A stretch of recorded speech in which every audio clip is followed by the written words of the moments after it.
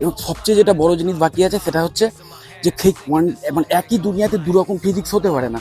তো সেই কোয়ান্টাম দুনিয়াতে যে ফিজিক্সের ল আর আমাদের এই বড় দুনিয়াতে মানে আমাদের খালি চোখে যে দুনিয়া দেখতে পাই সেইখানে যে ফিজিক্সের ল, তার মধ্যে একটা মেলবন্ধন করা, যেটাকে মানে একটা থিওরি বলছে যে থিওরি অফ এভরিথিং, মানে দুটো দুনিয়াকেই একই থিওরি দিয়ে মেলাতে হবে। তো সেইটা নিয়ে যুগান্তকারী যে সমস্ত আবিষ্কার হয়েছে বা হচ্ছে, তার মধ্যে অবশ্যই স্ট্রিং থিওরি একটা খুব মানে ইন্টারেস্টিং থিওরি, কিন্তু সেটা এখনও যে পুরোপুরি 100% সেটাই যে ঠিক, সেটা নিয়ে অনেকের দ্বন্দ্ব আছে। তো যাই হোক, এই সমস্ত ব্যাপারগুলো নিয়ে যদি তোমরা আরও ডিটেলে জানতে চাও, অবশ্যই আমি এই সমস্ত ব্যাপারগুলো নিয়ে আলাদা করে ভিডিও করবো। তো যেটা আজকের বিষয়, যে কোয়ান্টাম কম্পিউটিং, সেই কোয়ান্টাম কম্পিউটিং কিন্তু এই কোয়ান্টাম দুনিয়া, এই কোয়ান্টাম দুনিয়ার যে ল, তাকে বেস করে সেই কম্পিউটার তৈরি করা হয়েছে।